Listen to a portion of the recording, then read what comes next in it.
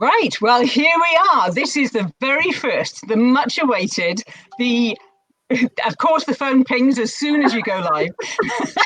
It's going to be one of those nights, I feel. Welcome, everybody. If there's anybody out there, welcome. Thank you very much for joining me.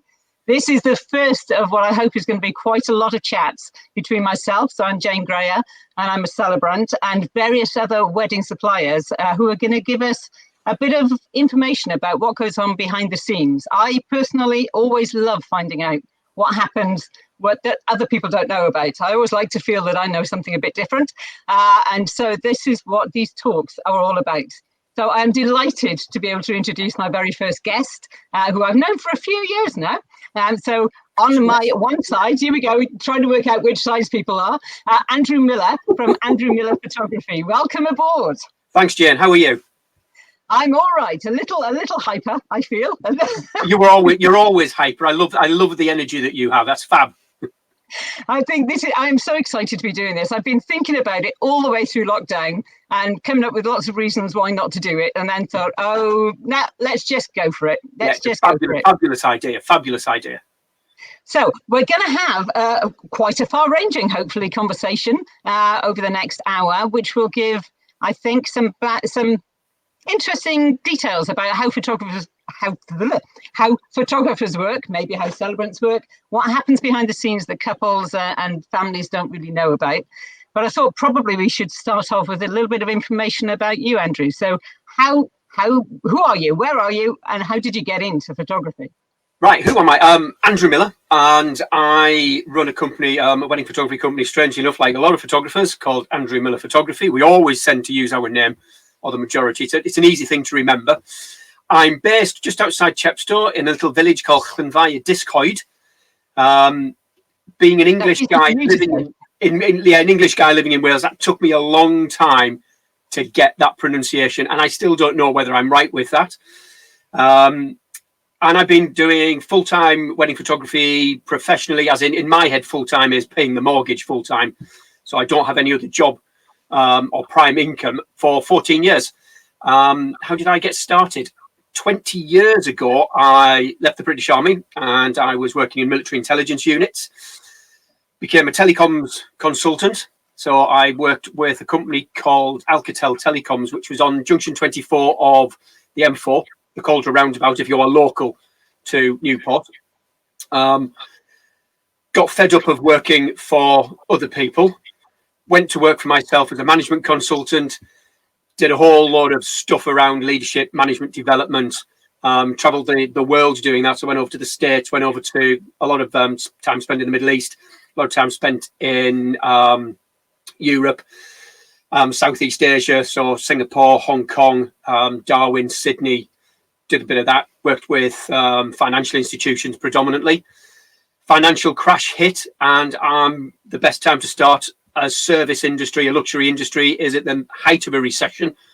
And that's when I started the wedding photography business. And it's been, I can see you laughing. Yeah, the best time to start high industry like that is, yeah. So I've been doing it 14 years, give or take. I was trained by the army to do photography originally. So I did a surveillance photography, for want of a better word, as part of some of my roles that I did. Always kept up with the photography. Always been the guy that somebody would come to and say, can you do my wedding, or can you do this? And I do it for create a beer, as you do when you've got another job. You don't really charge that much. I now do it full time, as I said, and I run it as a business. It's not something that's a hobby to me. It's not something that I do because I love the art. It's something that I do to make money, to pay the mortgage, pay for my car, pay for my lifestyle, food on the table, mobile phone, etc. So I think that's about it, really. Yeah, quick pressing. Well, that's not bad. That's not bad going. I didn't realise that you'd done all of that consultancy earlier on. That makes sense of some of your new business that you've got online that's coming online now, I suppose, isn't it? Yeah, it is. I'm also, as part of going through that pre-wedding photography life, I suppose, I look at it, I've had 3 careers. So British Army, management consultant, and the photography. I have a master's level degree in coaching and mentoring, and I've always been involved with adult-centered training. So I run a photography training company, And I also run a management consultancy training company that specializes in coaching. So the new business that you were talking about is sort of a pivot around those. I've not been able to do any coaching with my coachees indoors, coffee shops, business premises. So I've been taking them out for walks. I've always enjoyed walking on the hills and the mountains. You have to come out with me. Yeah. So and it just sort of clicked that they were getting a lot more insight, a lot more use out of it. So from a mental health point of view, being outdoors, being in the mountains, you've got a whole lot of mindfulness going on. You know, there are no distractions. I mean, in my office, I've got distractions everywhere, and I'm sure it's the same with you. When you're on a mountaintop somewhere, or you're on the uplands in the Brecons, for instance, that you just can't get a signal, so you can't be distracted. So the coaching conversations that I've had with people have been really powerful, and I basically decided to turn that into a business. So I took my coaching from indoors to the outdoors, and that business is Dreaming of the Outdoors. And that's going pretty good so far. 2 new coaching clients have come through from that. Life coaching more than anything else. One of the things I've found working with some of my coachees, and I think speaking to a lot of people, is that the mental health issues surrounding COVID, the lockdown, not being able to work, worried about the financial situation, worried about education for children, etc. It's affected a lot of people. So that's where it's all come from, essentially. And looking at what you were saying previously, now would be the ideal time to start up a business, is it? So the point where why not? Yeah. I'm not quite sure how that will work next year. And I will probably continue that. I think everybody has a life plan. And if you don't, please get in touch, because I think you need to have a life plan and your goals set out as an individual and as a business owner. We were speaking earlier before we went live, and I said I've got 72 weddings next year. And obviously there is only 52 weeks in the year. So I am stacking weddings. I think I've got 2 weeks. I've got 4 weddings on the trot. I've got 1 week when I've got 5 weddings back to back.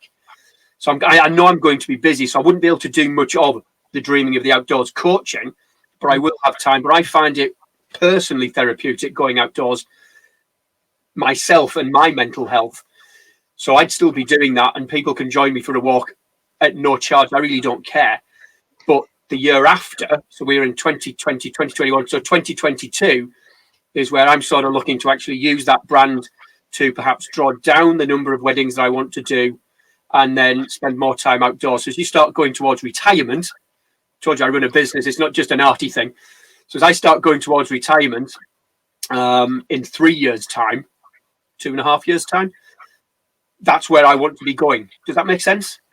Yeah. Please don't invite me to go walking with you, because I don't think I could keep up. Much as I would love to be outdoors, and I think it would do my head no end of good, I don't think I'd be able to keep up with you at all.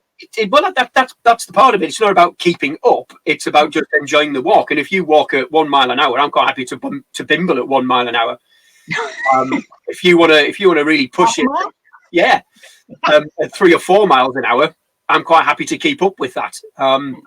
It's more about being outdoors and connecting with the outdoors and enjoying it. So yeah. And Hillary Reid. Oh, Hillary. Hi, Hillary. Absolutely. Get in touch. My Facebook business page, Andrew Miller Photography, or Dreaming of the Outdoors, and we'll arrange to go walking. Yeah. Robin watching us as well. Robin there, yeah, definitely going the value of spending time outdoors. My mental health has vastly improved from doing it, and I've been doing wild camping doing this as well.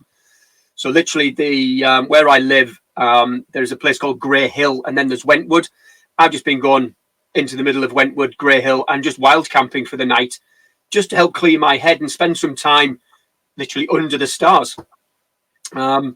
So yeah, wild camping for me, by the way, I'm just going to put this in just before people start saying I want to do it. It involves a bivy bag and a tarpaulin. I don't tend to use tents. It literally is. Jane, your face is fab. Yeah, I'm not coming. Yeah.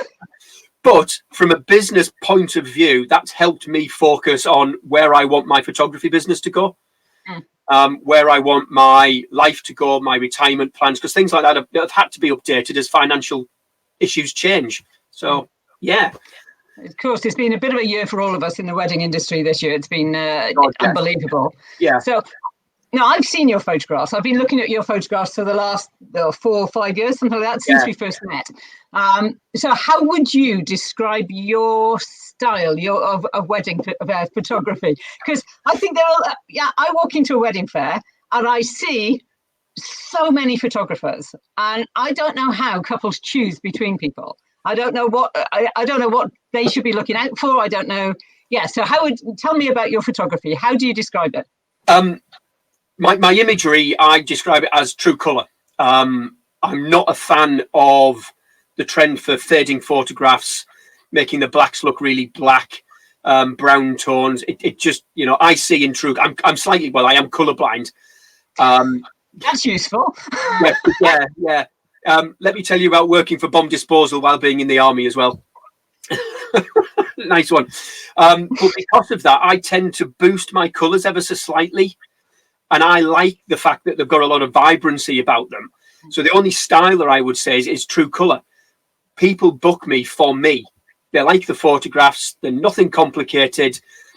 They look great on a canvas, look great in the albums, and everybody gets an album with me.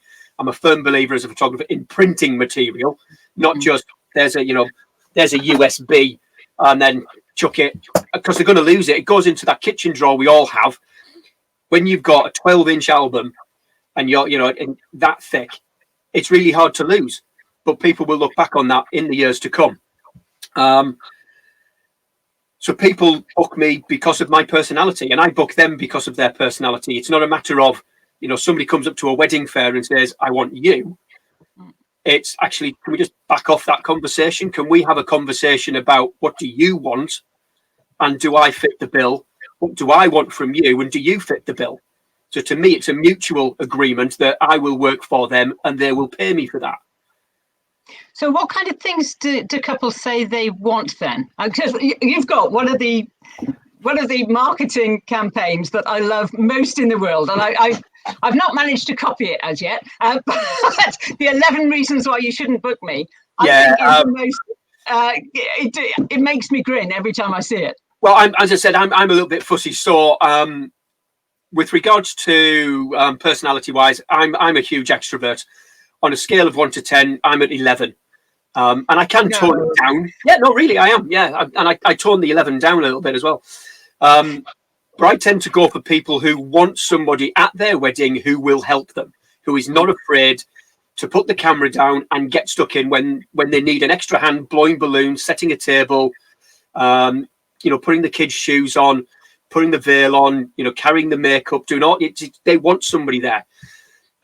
If they want a little wallflower who's going to be in the back with a long lens in the corner doing the whole ninja thing, they're not going to pick me because I physically, mentally can't do that. If I see somebody that needs a hand or fixing, I'm going to go in and do it. So they buy me for that. They buy me for my sense of humor. I'm very honest. I am who I am. I don't have a persona. This is really me at a wedding. So, when we work together next year, I will just be exactly the same. I will join in the service. When I'm shooting with Vickers, I will join in the service with a banter that the Vicar has. So I know a lot of the Vickers that do it, and I'm quite happily having a banter because it helps people relax. I talked about the albums. If somebody just wants a USB key, not my client, just not interested. It's, go to that person over there or go to that person over there. Couple of the other reasons I like the album, absolutely, Robin. One of the things, again, just going back to that question you asked, Jane, I want my couples, if they have children, those children in 15 to 20 years' time to look back at the album and look at the photographs and say, that's my mum and dad. Not, that's a really nice photo, but you two don't hold hands like that. You two don't touch like that. You two don't cuddle. You two don't laugh like that. Because sometimes we fake. It's possible to fake the photo so it looks too arty-farty. And I just want real life. I don't care if I've got an absolute belly laugh out of somebody. That's the photo that I'm going to give them. And I have some really interesting photographs in my album, some couples who have huge belly laughs going on. and I just continue shooting until they get a little bit more sensible, and I'll give them the whole batch, and they choose the belly laugh photograph. It's not the one that other photographers might give them. One that springs to mind, I've got one double page spread, so 24 inches wide, 12 inches tall. And there was a couple at a venue called Saint Pierre, it's a Marriott hotel not far from me. And I'm doing some shots, and I basically said, just whisper something in her ear. Always a dangerous one. Yeah, and I can lip read as well. One of the skills from being in the military. And just whisper something in her ear. And he just turned round and he whispered something, and she's a large-chested lady, and she literally just bent double laughing. And I just continued to shoot. I'm shooting straight down the top. Large-chested, fine. I love the fact that they just laughed like that. That emotion is important. Gave her all of the photographs, and I'm thinking she'll go for a really nice photograph of her standing up and laughing. She went for the one that brings the emotions back for her. Yeah. Bending over completely double. And the husband is just sort of looking, what did I say? And that's part of my style. I want that natural thing. Yeah. It's great getting some, if a couple are really anxious about being together and showing public displays of affection, that's fine. I'll quite happily work with that. Couples on the other end of the scale that, hello, Kalita. Couples on the other end of the scale who perhaps, shall we say, can't keep their faces off each other. I love that as well. That's all part of the wedding, and they get all of that nice photos, the complete emotional photos. I concentrate on, this is going to sound a little bit morbid perhaps, but you might agree with me here, Jen, the elderly people at weddings. I've got a very large family. People get older, and we've just gone through a horrendous time where people are passing away. I know that the photographs that are in my albums are going to bring back the nice memories. And it's interesting you mention it, because obviously I've got two sides to my business. I've got the wedding side, which is fantastic, and I love creating weddings for people. But the other side of that is my funeral business, and it's really devastating at the point where people haven't got any photographs to look back on. Yeah. These wedding photographs are so valuable. Yeah. I can hear myself in the background, which is a bit strange. You find for me. Yeah, that's all right then. Yeah, and again, I keep my photographs forever. They're all online.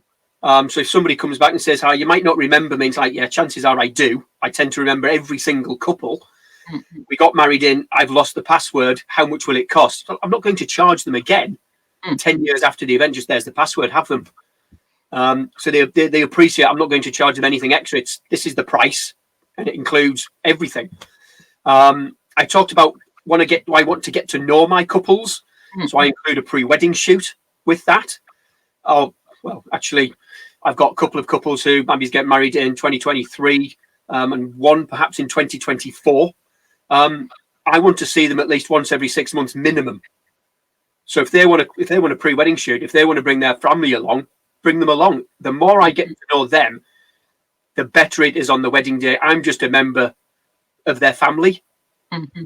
When I walk away at the end of the day, I want their friends and family to say, "Who was that really nice guy that you know?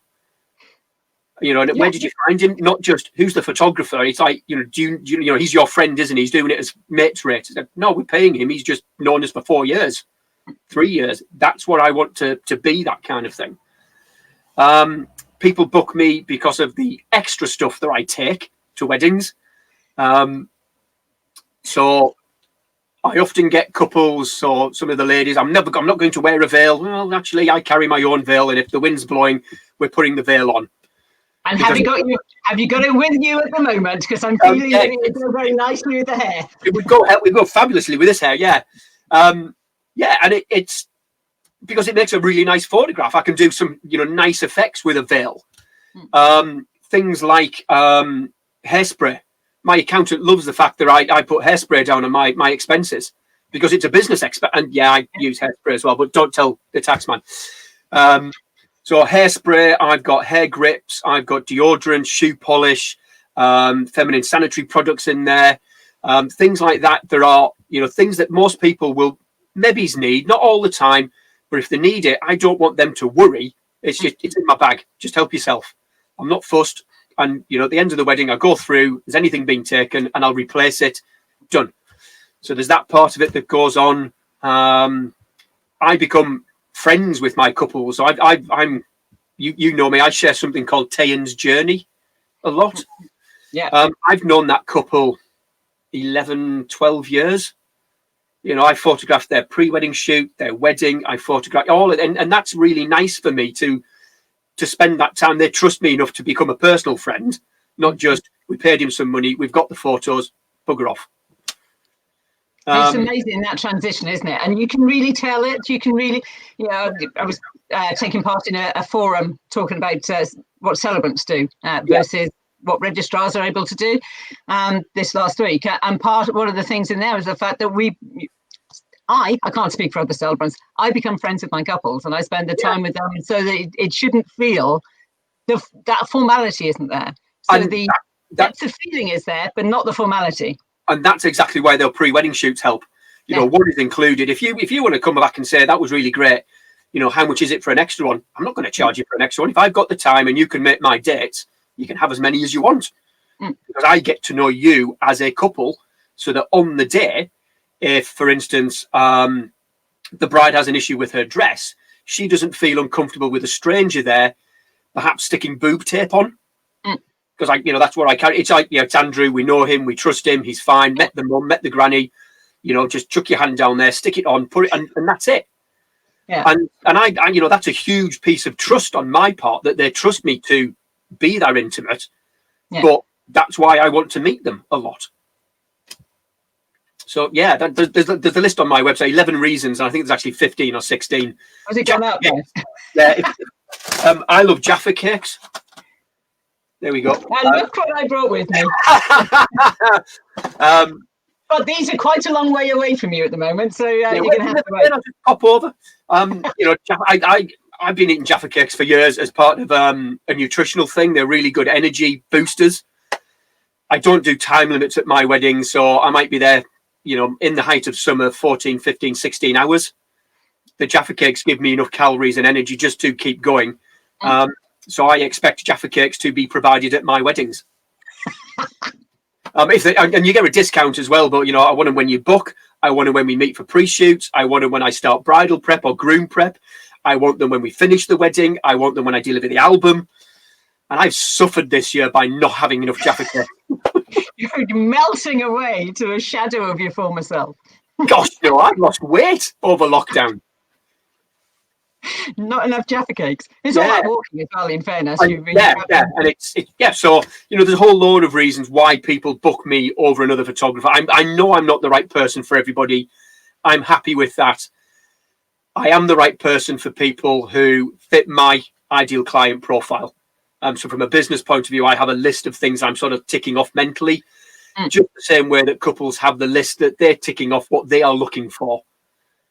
Do you think they always know? Do you think couples know when they start off going around wedding fairs or doing what else? Do you think they know what it is they're looking for? Unless they've, and it's probably the same with you, Jane. They may have seen you on social media. They've stalked you a little bit. So when they do come to a wedding fair, they sort of know a little bit more about you. I get that a lot. Complete, walking off the street, as it were. They have, couples don't tend to have an idea because there is so much bullshit on, pardon my French, if anybody's not into swearing. Too late now. Yeah, sorry, yeah. Not quite over the watershed, but it'll be 9 o'clock somewhere. Yeah, there's so much of this that wedding photographers talk about, and it's like, can we just cut to the chase? This is what I do. This is why I'm doing it.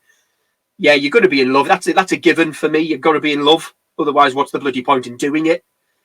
So it's different things. But I'm talking to people about what they actually want, not what I'm going to give them. Yeah. So if they don't want a pre-wedding shoot, that's fine by me. I will still keep offering the pre-wedding shoot because that's part of my customer service. If they don't want it, it's fine. I'm not going to force it down the throat. If they don't want an album, that's fine. There's a photographer, down the corner who will give them a USB. They are not my client. So it's having that conversation about what is it you want from a wedding photographer? What do I offer? Is it a close enough match? And do we have any negotiations there? So if you want an introvert, I can be, believe it or not. an introvert. I'm lucky in a lot of the training I've got. I can match personality profiles really, really easily. So I can tone the voice down, I can tone the body language, the exuberance down, and match people who have socially adjusted disorders, perhaps, who are nervous in front of a camera. Because of that management consultancy training and the coaching, I can help them overcome that, rather than other photographers perhaps that don't have that skill set, that are just, this is my face, that's it. So, and I'm looking for people who I want to work with. It's a mutual thing. It's not just, we'll book you. No, we will have a conversation first. Before you give me your money, I want to make sure that I like you enough to spend 14 hours with you. Because if not, my photographs won't work. Yeah, so, you can't force it, can you? You can't, No. I've been directed by you on a photo shoot, I have to admit, and it was quite an experience. Because enjoyable. It was an enjoyable experience. But as a novice, most of us aren't models. Most of us, you get caught and you get snapped, if you like. So you happen to be, and most of the time we're not happy with the results that come back, because there's always bits of ourselves that we don't like, or the poses that aren't right or whatever. And and I think that sort of, the shoot that we did was for Unity Iron Bright, steampunk alter ego. And I think that needed a little bit more direction. But if I get a couple who are very comfortable with taking direction, I will do the whole Vogue Cosmopolitan stuff for them. If I get a couple who are really, really nervous, we're just going to go for a walk towards me, walk away from me, peck on the cheek, talk to each other. And, it's a completely different style of photographs that I will give them, where it matches them and their personality. Not me. It's not my wedding. It's theirs. I want their children to look back and think, that's my mum and dad, or that's my mum, or that's my dad's. That's who I recognise. Not nice photos, but that's not really you. You never do that, Dad. You never do that. So that, somebody's just said, Kalita's just mentioned loving the honesty. I am very honest about that. I turn couples away if I don't like them enough, or we're not a close enough fit. Because I think that's important from a business point of view, not to take a client on board that you're not going to be able to produce the best work you possibly can for them. And ultimately, from a business point of view, they'll start to sue me. So why take the money just because it's there when you may have trouble further down the line? Better to be honest up front and say that, and give them a set of options of other photographers that may fit their criteria, perhaps. Do you think that's something you've always had, or is that something that you've developed and you've built up over your years of being in the business, that confidence to be able to turn work down effectively? No, I've done it in my management consultancy. Working with clients, I've always been very honest. I'm doing this to make a difference to their businesses, and I'm doing this to make a difference. Thank you, Kalita. And I'm doing this to make a difference to their lives.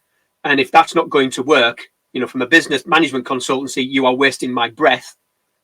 I don't do tick box exercises. I do it to help the organization and change lives, move the organization forward. From a wedding couple point of view, I'm doing it to give them the best set of memories that they can, that represent them as individuals and as a couple, not the image that I want to represent. If I want to get the stunning landscape photos with a bride and a groom, or the grooms or the brides, I'll just hire a couple from a previous wedding. Put your dress back on, put your suit back on. We'll go up to the Brecon Beacons. I'll get you on top of a mountain, and I'll play, and I'll pay them for that. I get couples who want to do that anyway, so I don't feel the need. I was going to say, I'm sure you can't be doing that very often, because I've seen some of those shots, and you kind of go. But that's part of that conversation. I'm lucky in that, if you're a little bit adventurous, do you fancy this? And because the trust has been built up, doing the pre-wedding shoots and meeting, I did a wedding in London this year, which was really interesting. We'd moved it a couple of times, and I think it was the time when Boris was going to change from 30 people to 15 people. On the Saturday it was, and he'd said this, I think it was on the Monday, and I got an email from the bride who basically said, "What are you doing next Saturday?" He was like, "I know what you're going to do." And I looked at my diary, I can clear the stuff there, I'll be there. Done. Next morning, it was, right, the vicar says, yes, we're getting married next Saturday. I was involved in helping with the dress choices. I went shopping with the groom for shoes, choosing the shoe colour. And that's a lovely part for me to be involved in, but they trusted me like that. And I get a lot of couples who trust me. I get the bride sending me their wedding dresses in the shop. Which one do you like? You know, I've got 2 options. Oh, okay, then that's it. I want that one, but with that belt. And that's the choice that they'll go for because of that experience that you have of, you know, the shape, the size, the bust size, the figure, the posture that makes them look good. It's not an emotional. Sorry. Yeah, you can be honest as well, can't you? Whereas anybody that's gone with them has got to live with them. You know? So it's kind of like you get everybody comes with their agenda. So the mother's always thought this, or the sisters, they don't want to upset. They don't want to kind of go, oh, actually, that makes your hips look big. Yeah. If it's the one that she really likes or whatever. Whereas because you're that step away, and you've got a professional hat on, so you're looking through a lens at brides week in, week out. And you would never say to a bride that you don't like their dress. And, at that point in the day, they always look amazing, you know. We can give objective feedback as to why, rather than, that's crap, it makes your ass look big. Yeah. No, you don't want that because it's not going to suit your figure. Yeah. So when you turn sideways, you've got too many bumps and lumps. That's the kind of, I can have an honest conversation like that. Yeah. And it's the same with grooms choosing suits. Double-breasted, single-breasted, what colour do we use? What kind of fit are we going to have? What colour shoes do we have? Because it all has to match. If I've been really lucky in that the bride sent me photos of the dress and the groom's been in touch looking about suits and things. And the two are not going to work together. So I can have a conversation with one of them to try and make sure that they look better together. Does that make sense? Are you saying that grooms don't necessarily run their suits past the brides? You might. I find that hard to believe. Some grooms are really stuck in their ways about what suit they want. Yeah. Well, obviously, it's traditional that the bride doesn't show the groom their dress beforehand. Yeah. Goodness only knows quite where that comes from or why. But it's interesting because certainly my experience has been that the brides know what the grooms are wearing if they're not dictating it. Some, obviously some grooms have got a much stronger image of what they feel they want to wear themselves. Yes. I haven't come across it yet where there's been no, you're not seeing mine until the day. Yeah, I've done a couple like that, but it also tends to be on the fit of the suit. So is it going to be a really fitted suit? And does the fitted suit fit the figure of the guy? Yeah.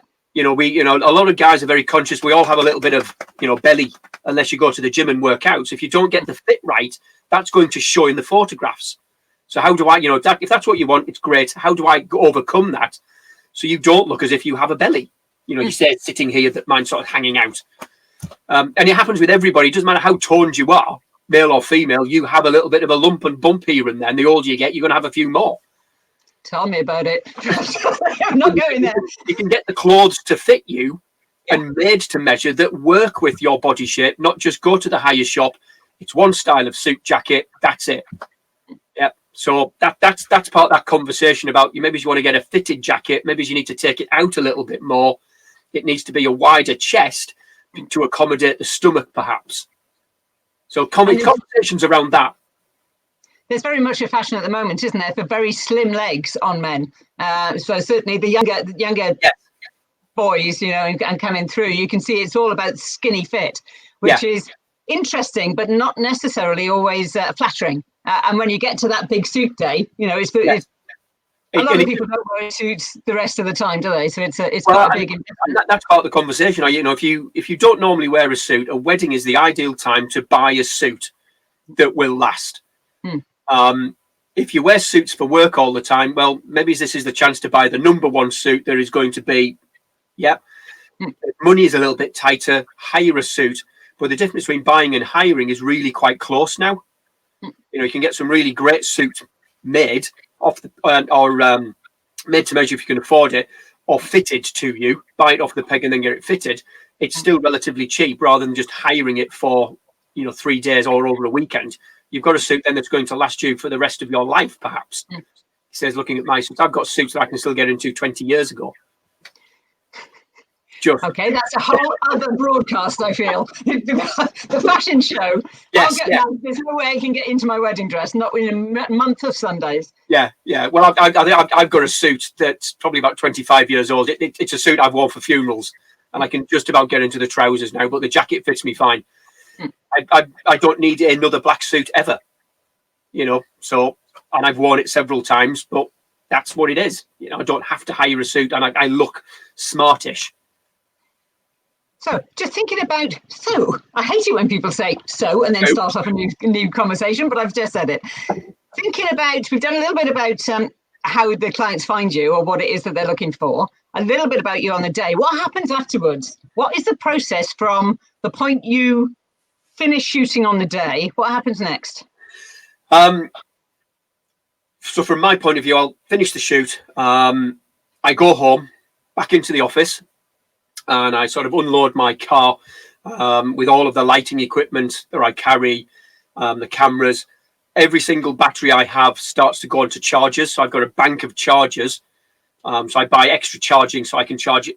I think I can charge about 2/3 of all of the batteries that I've got in one go. They go into charge. Memory cards get backed up to my hard drives. And during the wedding, I also take my laptop. So my workflow to wedding is to constantly back the photographs from the memory cards to a laptop hard drive, then onto another portable hard drive. So I have 2 memory cards per camera, plus a portable hard drive, plus a laptop hard drive. So I've got 4 copies of the photographs at the wedding. I get home. I'm paranoid about losing them. Errors, mechanical errors can do that. I get home, I have multiple hard drives where 2 copies will go to 2 separate hard drives, which means I've then got 6 copies of the photographs. Where are we? There we go. Depending on the time that I'm finishing, I will start the editing process there and then. But because I take my laptop, I've already started that process. I'm tending to run a same-day slideshow at the wedding. So quickly going through, doing some, quick culling, that kind of thing, taking the photographs out that are not going to work. But that's sort of nailed it down over time, that I know how my cameras work. I know what my photographs should look like. So the editing process is designed around that. So it makes it so much quicker. Repack the bags if I need to, so I can shoot 3 weddings without needing to recharge needing new batteries. I have that many spare batteries. Repack the bags. Whether I have a wedding the next day or not, it's irrelevant. I repack everything because in my head, that's the way that I did it in the military. Everything you went back to barracks, you cleaned everything up, you repacked it just in case you needed it again. And if I have a wedding the next day, I don't need to worry. I can get up, swap the batteries that are charging over, but pick my bags up, pack the car, and go off again without any thought process at all. I know everything is still there. Editing wise, it takes me about 3 weeks, give or take, to get a full set of edited images to a couple. I'm not a photographer that can sit there, for 7-8 hours a day sometimes and just do wedding. I need a break. And I've got other admin to do. The editing, the photography is just like 5-10% max of what we do. I need to invoice. I need to do social media. I need to do marketing. I need to do advertising. I need to do search engine optimization updates. I need to do backups. I need to do pre-wedding shoots and edit them. I need to keep the galleries updated. I need to keep my blogs updated. All of that extra admin stuff takes the time, and that's where that 3 weeks come in. If I sat down and did nothing else, I could probably easily get them back within 3 days. But that is 8 to 10 hours in front of a computer monitor for 3 days to do that.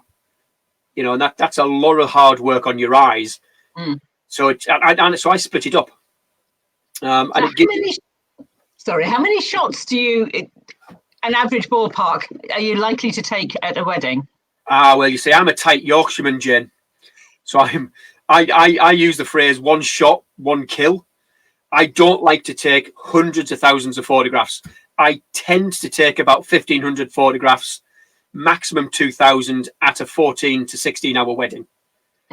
That might sound a lot, documentary photographers, purely documentary photographers, the people that stay in the background, will take 4 to 5 to 6,000 photographs. The more times I push that shutter button, the more times I'm taking money off the camera because of the depreciation. Every time I click it, the electronics, the mechanical parts move, which wears out. So the cameras are rated for about 150,000 photographs or clicks. So if I'm doing 5 to 10,000 photographs per wedding, that's one camera, 9 to 10 months. So that's an extra cost to the business. And I know the cameras will last longer, but it's an extra cost. And if I can keep my costs down, it means I can then reflect that in my pricing. So it's not about spraying and praying. It's about looking for the moment, being very observant and taking that photograph. That one is going to be, another 5 seconds before the punchline is done. So I can concentrate on that, take a few, look over, click the punchline. And as I moved over, I saw somebody over there who's having a really conversation, and the jokes about, it's that kind of observation that you're doing all the time. It's not just, you're not just really interesting. one person all the time. It's, it's complete situational awareness. You're always looking around to see what's going on. Where about in the conversation is it happening? You're looking for different moments that will happen, that will tell the story. And particularly on bridesmaids that don't buy me Jaffa cakes and don't help, I'll take an embarrassing photograph of you. Be warned. Yes, often when somebody comes along, I don't want to be in the group photograph. That's absolutely fine, but you're not going to like the photograph that's going to go on the online of you then. So, you're sat there listening to the speeches and they close their eyes to blink. Yeah. I'll take the photograph so it looks like they're sleeping and it's a boring speech. So, you're warned. But I get that same laugh that you've just done from the couple when I'm talking about the photographs that I've given. I'll do nice ones as well, but it's that kind of story that I'm telling. That's fascinating. I suppose in some ways, I'd always presumed that now that it's gone from being film based, so where you've got the cost of the film, that was always so restricted. Why? And I think why you had, at the point where I got married, it was very much point and click, very select photographs. It was very, we asked our friends that actually did the photographs for us. But we asked them to just take photographs of everything else that was going on, knowing full well that we wouldn't get to see most of that. So we didn't want lots of group shots, but we did want to have photographs of our guests reacting to our ceremony, because for most of them, it was going to be quite a strange day because it was a Buddhist ceremony and all our family had no idea what was going to happen. Excellent. The Buddhists did. Family, no idea. So we wanted to capture all of that. But I kind of thought in my mind, of course, you haven't got the cost of film now, so you can just take away, you can just have them going forever. But I hadn't contemplated that amount of wear on the cameras. A camera is a mechanical item; it will wear out. The batteries will wear out. So that's the batteries that I use. I use really small mirrorless cameras called Fuji X-T3s, and I think the batteries are rated for 400, 500 shots before they'll wear out. Every battery is going to eventually wear out. It's part of the technology. So the older the batteries, the less shots there are. So I buy more batteries. So that's a cost. Camera technology is increasing. Megapixels are getting higher. Therefore, you need more hard drive space. You need more processing power. You're constantly buying IT to keep up with that. We need to pay for the software to keep up with that. We need to pay for the online galleries, all of that kind of thing. It's back when I started on film as well. And an expensive wedding for me was 3 rolls of 12 shots. Because of that reason, you had to pay for the film, you had to pay for the developing, you had to pay for me, etc. Now, I've got a 32 gig memory card that will hold, I think it's about 900 photographs on my camera. But I've got multiples of these because I swap them out all the time. I've got probably about 24 of these. These, when I bought them, were 20 quid each. It's that kind of expense that you have to do. The post-processing, so in the dark room, as it were, with the film, we dodge and burn and that kind of thing. We still use dodging and burning, but we do it digitally. So we still can add special effects. We can remove people. Can you slim down? You need to see, I think there's a part on certainly on my contract, I do not do digital cosmetic surgery. I can work with an individual's body shape, their their self-consciousness to make them feel good and look good in the photographs. But I totally, and I get asked that all the time. What I do on all of my photographs is very, very weak skin smoothing. So it's sort of taking a few of the laughter lines away, perhaps. It might take 3 to 5 years maximum of somebody.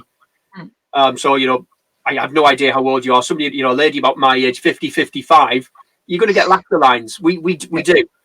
So it'll take a few of, you've got to get when you laugh a lot. It doesn't remove them. You don't get a plastic face. It just takes them away enough that it's a little bit more enhancing and flattering. And that's, you know, male or female, that's what I would do as part of my standard stuff. So there's a lot in the background. Sorry. What else is there that we don't know you do? I'm probably the one doing a lot of the coordinating on the day with suppliers. You know, so I'm the only supplier that they will see start to finish, from the process of pretty much booking their wedding right the way through to the end point, which is handing an album over. They'll book the venue. They're at the venue for 24 hours, perhaps 36. You book me, I've got you for 3 years usually. You know, so that's a long time to stay in touch with. Hence, I need to get them. Get to the venue. I'm having a conversation with the cars on which route they're going to take, how long they're going to take to get there. Give me their telephone numbers so that when I'm driving that route, if there is an issue, if there's an accident, I can give them a call. They can reroute. If they are going to be late, please give me a call and I can tell the registrar or the vicar, because there's nothing. Or the celebrant. Oh, the celebrant. Sorry, yes. Well, the reason I sort of missed that out is that you don't tend to be restricted on time so much. Yeah, exactly. Because I've got more leeway. Registrars have a legal duty to be somewhere else, so they won't wait. So, but by giving them that option, it's like she's going to be 10 minutes late. There's traffic there. They're quite happy with that. So I do a lot of that coordination. I tend to do a lot of the coordination of getting the group shots. So one of the questions you asked is, you know, why do people book me? I pretty much insist on family photographs for the reason that they're not going to be here. We're all going to die eventually, but we've got the social and family history. So I organise the family photographs. I am exuberant enough to be able to do that in a fun, friendly way and get it done really quickly. I'm organising with the venue what time we're going to sit down, when's it going to be served, so that I can match my timings around the venue. So if the chef, for instance, has got lamb on the go, he or she can't afford me to be faffing about with photographs. I need to get them in and sat down so the lamb is cooked perfectly. And the same with beef. If it's chicken, there's a little bit more leeway. If the chef's having a bad day or the venue's having a bad day, I know that they can come to me and say, just keep taking photographs. We need another half an hour to sort things out. You know, something might have happened in the room. I can continue taking photographs. The couple have no idea what's going on behind the scenes. And that's how it should be. It's taking that stress away. Yeah. So I coordinate a lot on the day with the venue. Get towards the end of the evening, I'm coordinating on what's happening with any photo booths. You know, so some of the photo booth guys, girls want to come on and take some dance floor photos to put into their little albums that they do. That's fine by me. I have no problem with that, but we need to think about where we're going to go so that you're not in my photographs and I'm not in theirs. Yeah. You know, rather than just, you know, I'm taking a photograph and somebody opposite me is taking a photograph. It's like, no. So we coordinate that. Coordinating with the DJs, what time do you want to do the first dance? And as I said, I don't do time limit, so I couldn't give a hoot. I just need to be in the right place at the right time. You know, and the couple, what time do you want to do the first dance? Well, I don't know, what time do you want to do the first dance? You know, the whole, yeah. And it goes round in circles. So sometimes it's like, we're going to do the first dance, we're going to do cake cutting, first dance, buffet, done. So I will tell them that they need that direction. Because if you don't take control, it literally just going round and round. You need to make a decision. They trust me because I've known them so long. I've done so many weddings. I think I'm on about 750 weddings so far. But I think it is one of those things, isn't it? That I think we're on the same wavelength. That it's that the suppliers should be working completely in tandem, so that we're all. You see, I never leave a wedding until I've got a supplier to hand over to. Yeah. And sometimes that's the caterer, but not always. or Yeah. sometimes something's gone on and the caterer needs a bit of a hand. So, I'm there I stay with the photographers, I hold the glass and I make sure the dress is done, Absolutely. all of that kind of stuff. And then I stay until there's a supplier that can take it on, so that the couple know nothing about anything else that's gone on backstage. They don't need to know. We're on the same wavelength. They don't need to know any issues. It's just we had a really nice day. I do a lot of sort of master of ceremonies as well. I have a powerful voice that I know how to use and project. Nice facial recognition there. So if I need to move a group of people, so we go to the church. Everybody's congregating outside the church. I'll have a chat with the bride and groom that I'm going to move to the venue. And, would you mind telling the guests? Absolutely not. I will use that. Right, ladies and gentlemen, if you wouldn't mind making your way to, the bar's free, whether it is or not, it always gets a laugh, but because we're going to do it, it's that kind of stuff that I do.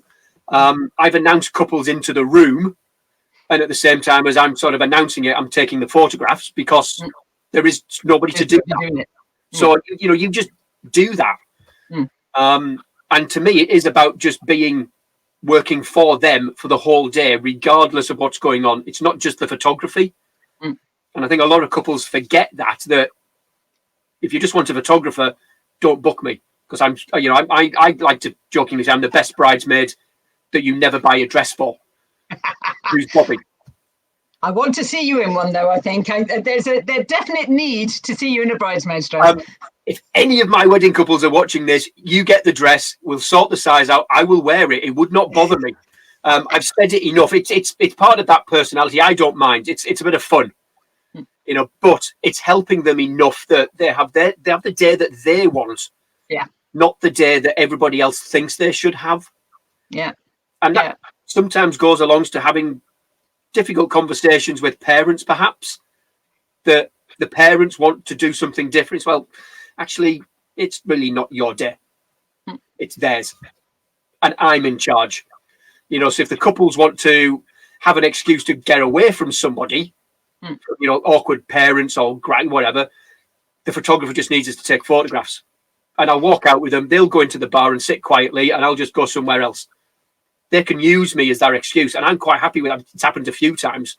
We've gone for a big walk. They just need space because everybody wants a piece of the bride and groom or the grooms, the couples. It's just, I'm the perfect excuse. I'm just being a diva, even more of a diva. Yeah. Yes. Now is the light is perfect. We need to go now. But that's it. Even though it's pitch black outside, I bring my own.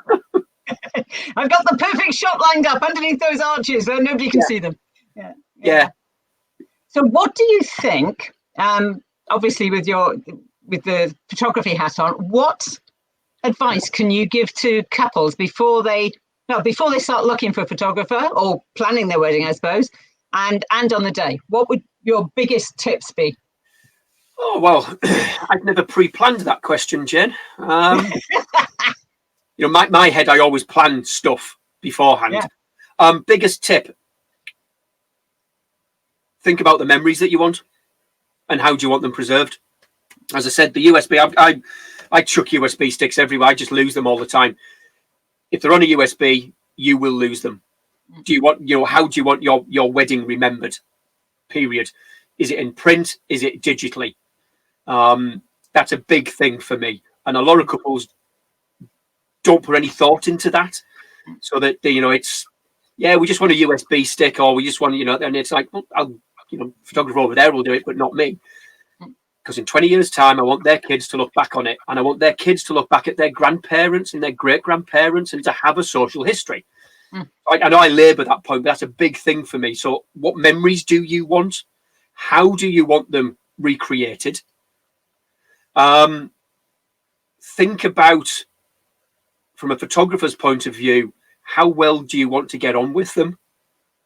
It's worth paying more money for a photographer that you can get on with for 14 hours, 16 hours, rather than dropping down and just saying, that one will do me. Because if I'm going to be there for 16 hours perhaps with them, we need to get on. End of story. It is a really challenging thing, I think, when you look at particularly photographers, there is such a range of fee. And I know I've seen, I've been on posts with you before where people have said, "Oh, we're on a budget." Well, everyone's on a budget. It just depends on what your budget is. But what's your advice in terms of couples and looking at how they view the cost of their photographer?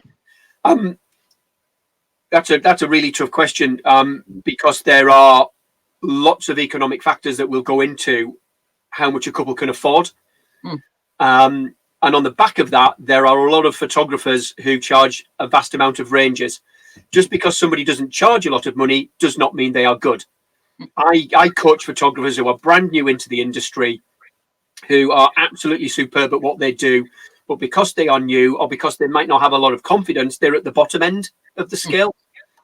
So if somebody comes along and can't afford me, I've got the network to say, well, you deserve great photos. There's somebody that will do that for you.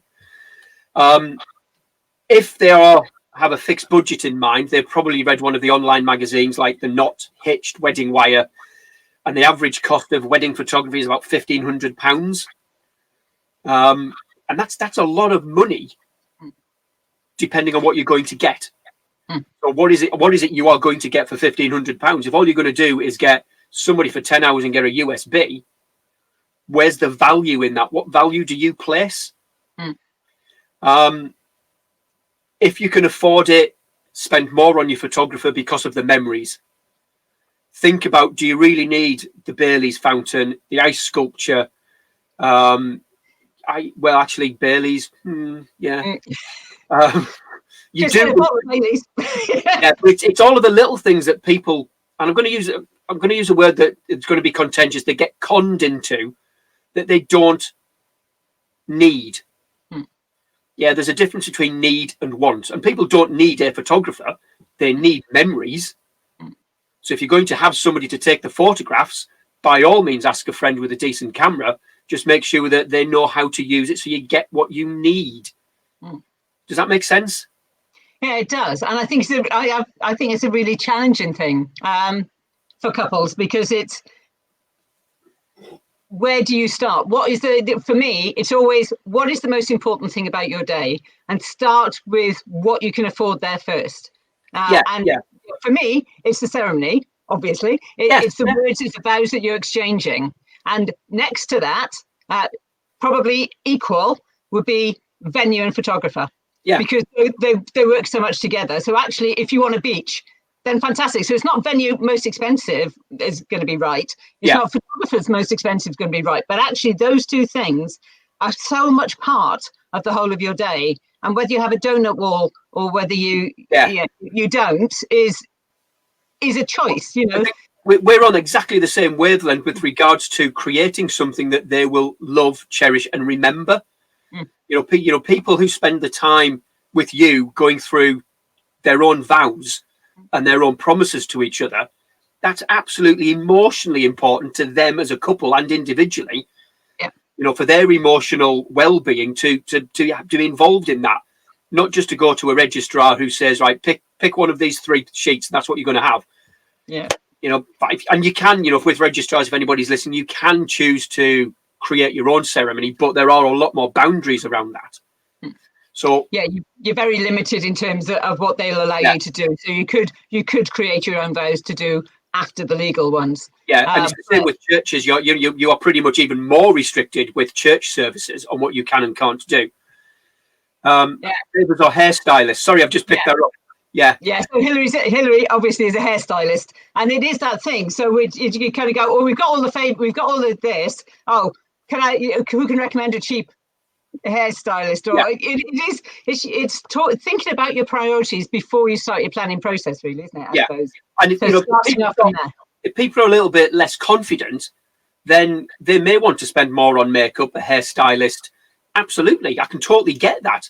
I come across people who have massive amounts of confidence, all the way to the other end of the scale, who have body conscious issues.